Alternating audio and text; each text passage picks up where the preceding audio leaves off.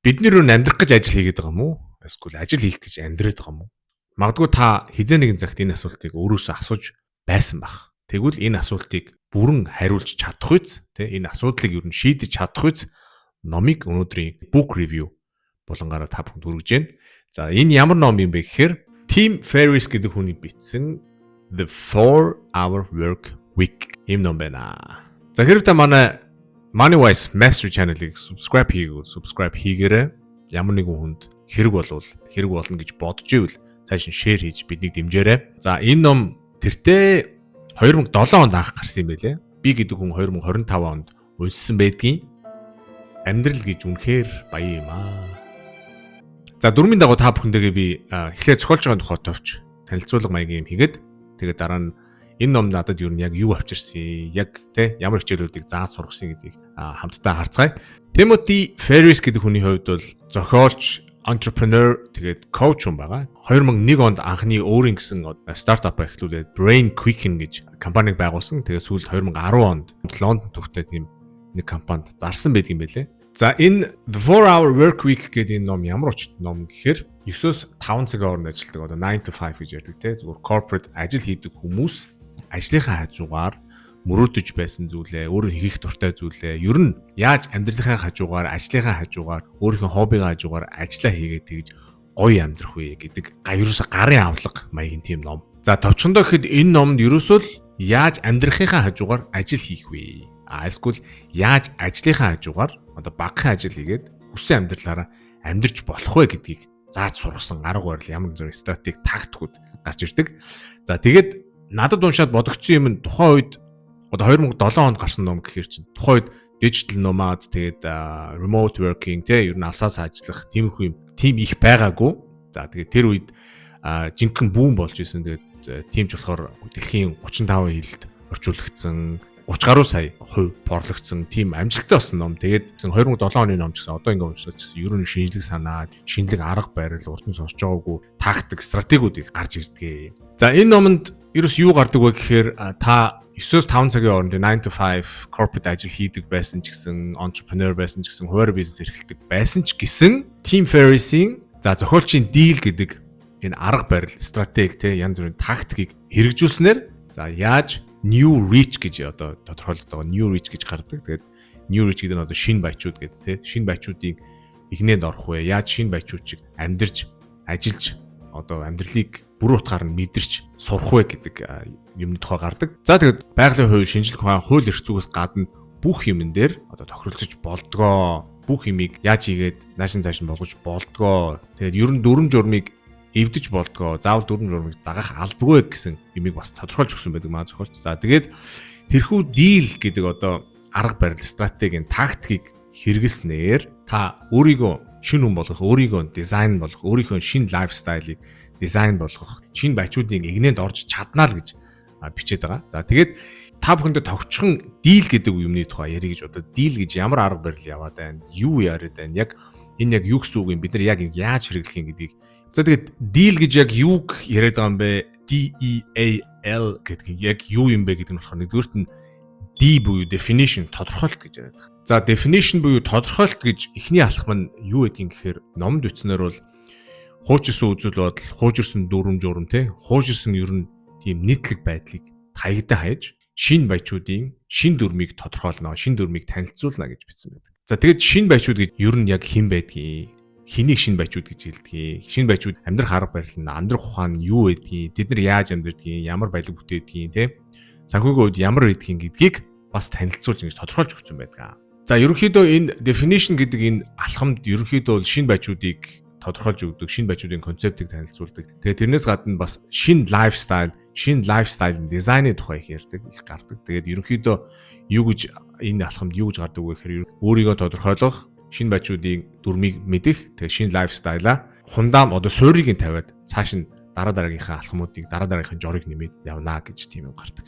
За E буюу elimination устгах гэдэг энэ хоёр дахь алхам нь болохоор одоо үед хэрэглэгдэж байгаа хуучирсан хэрэггүй болсон цагийн менежментийг бас устгахыг гаргадаг.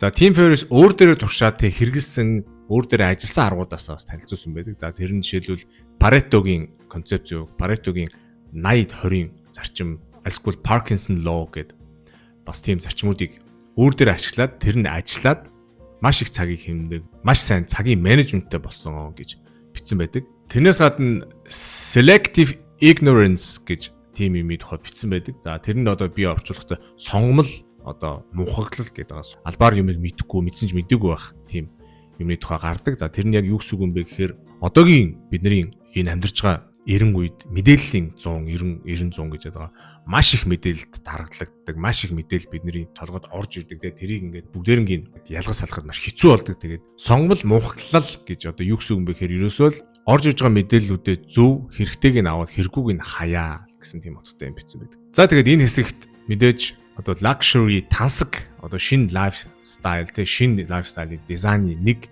жор болох одоо time management цагийн тухай маш дэлгэрэнгүй гой одоо жишээтэй гой аргуудыг танилцуулсан байдаг. За 3 дугаарт нь болохоор automation буюу автоматжуулах. За энэ 3 дугаар алхам дээр юу гардаг юм бэ гэхээр ерөөхдөө орлогын тухай гардаг. За та 9-5 цагийн хооронд одоо corporate 9 to 5 ажил хийдэгч бай, entrepreneur янз бүрийн жижиг бизнес эрхэлдэгч бай. Ер нь яаж орлогыг өөрөөсөө хамааралгүй болгож одоо passive income гэж ярьдаг. Заавал надаас хамааралгүйгээр орлого орж ирдэг болох вэ? Тийм автоматжуулалтыг яаж хийх вэ гэдэг арга барил, стратеги, тактикуудын тухай гардаг. Одоо luxury тансаг амьдралыг бүтээх 2 дахь чухал жорн 1-р цаг хугацаа. За 2-р болохоор автоматжуулалт, орлого тийм. Тэгэд яаж passive income одоо өөрөөсөө хамааралгүй ямар ч ажил хийдэг байж болно. За жижиг бизнес эрхэлдэг байж болно, 9 to 5 хийдэг байж болно. Зүгээр ингээд усын ажил хийдэгч байж болно. Хамгийн гол нь өөрөөсөө хамааралгүй аль болох 80-20-ийн зарчмаар байнгын орлоготой. Тэгээд аль болох бага цаг зарцуулж сурах вэ? Яаж юмыг автоматжуулах вэ гэдгийг тухай гарнаа. За 4-р нь болохоор liberation буюу чөлөөлөлт гэдэг тийм нэг тухай яриад. За энэ 4-р хэсэг liberation буюу чөлөөлөлт гэдэг юм дээр хэсэгдэр юу гардаг вэ гэхээр за ёстой нөгөө цаг хугацаанаас хамааралгүй passive incomeтэй гоё тансаг амьдралаар амьдарч ажиллангаа аялаж яаж тэрийг ингэж бүгдийг зохицуулж сурах вэ гэдэг техник, янз бүрийн стратеги, янз бүрийн арга барилуудын тухай гардаг. Тэрнээс гадна Tim Ferriss энэ номондоо mini retirement гэдэг тэгээ монголоор орчуулахаар тэр нь болохоор жижигхэн тэтгэврт гаралтуудыг яриад байгаа. Жижигхэн тэтгэврт гарах гэдэг юм тухай тийм концепцийн тухай бас танилцуулдаг. За тэр нь юу гэсэн үг юм бэ гэхээр заавал бид нэр 65 хүрээд тэтгэврт гарах албагүй. Ажил амьдралаа зохицуулаад passive incomeтэй болоо те өөрөөсөө хамааралгүй ингээд орлого орж ирдэг болоод жил болгон 2-3 сараар mini retirement одоо жижигхэн тийм тэтгэврт гарвал яагаад болохгүй гэж гэдэг тийм концептыг танилцуулсан байдаг маш сонирхолтой. За тэгээд эцэст нь гэж хэлэхэд Tim Ferriss-ийн бичсэн The 4-Hour Work Week гэдэг ном бол тэрчгээр арга барил, техник, одоо стратеги, deal гэдэг энэ одоо 4 алхам энэ системийг хүн болгон ямар ч ажил хийдэг бай, бизнес хийдэгч бай, зөв corporate ажил хийдэгч бай, усад ажилтгч бай, юу ч хийдэг байсан энэ арга барилыг туршид үзэх юм бол бүх хүнд нь ажилланаа. Хин ч хийсэн болно. Заавал 20 он ихгүй, заавал 30 он ихгүй, 40-тай, 50-тай хүн, 60-тай хүн хийсэн ч болно. За надад энэ номыг уншаад төрсөн сэтгэл нь юу гэхээр хүн болгон өөрийгөө шинээр бүтээх, одоо шинэ лайфстайлаа үүсгэх, за тэртээ одоо хуучирсан 200 жилийн өмнөх ажил гэдэг концепцийг шинээр бүтээж тэрийг эвдэх, өөрөөр харах. За тэгээд тэрнээс гадна win-win тохиролцоонд хүрж сурах. За тэгээд тэрнээс гадна сүүлийн үед манай Монголд илрээд байгаа work-life balance гэдэг юмыг шинээр үүсгэх, өөртөө үүсгэх, тэ ажиллангаа, одоо амьдрангаа ажиллах, тэ аялах, амьдралыг жинхэнэ утгаар нь ингээд мэдрий гэсэн хүмүүст маш том дэм, одоо маш том одоо гарын авлага болсон гэж одоо би хувьдаа хараад байгаа. За тэгээд хэдий одоо орчин үед 2025 онд remote working, тэ home office гэж ярьдаг. За Европт бол гэрээсээ ажиллах одоо алсаас ажиллах тийм ажлын загварууд илбэг болсон ч гэсэн за энэ номны тусламжтайгаар мэдээж дараагийн левелдээ гарч тэгээ өөрөөсөө хамаарахгүй, цаг хугацаанаас хамаарахгүй, орон зайнаас хамаарахгүй тийм инкомтой ажиллаа хийнгээ аялдаг, тэгээ гэр бүлд цар цацуулдаг тэр бүгдийг бүтээж одоо 7 хоногт 4 цаг л ажиллах боломжтой шүү гэдгийг бүл бүтэн энэ номоор бичиж өгсөн тийм гоё ном болсон байл. Надад бол уншаад маш их таалагдсан. Зарим юмнууд мэдээж хуучирсан байж та 2007 оны ном. За тэгтээ бол маш шинэлэг санаанууд минь сонсож байгаагүй. Энэ ном дээр гарсан байдгийг шүү гэж та бүхэнд хэлмээр байна. Тэгээд монгол хэл дээр гарсныг бол мэдэхгүй. За монгол хэл дээр гараагүй ч байсан мэдээж 35 хэл дээр орчуулагдсан гэж мэдээлэл байна. 35 хэл дээр орчуулагдсан юм чинь таны мэддэг хэл дунд нь байж л таараа. болохгүй л англиар унших хэрэгтэй. Англиг мэдгүй сурах хэрэгтэй.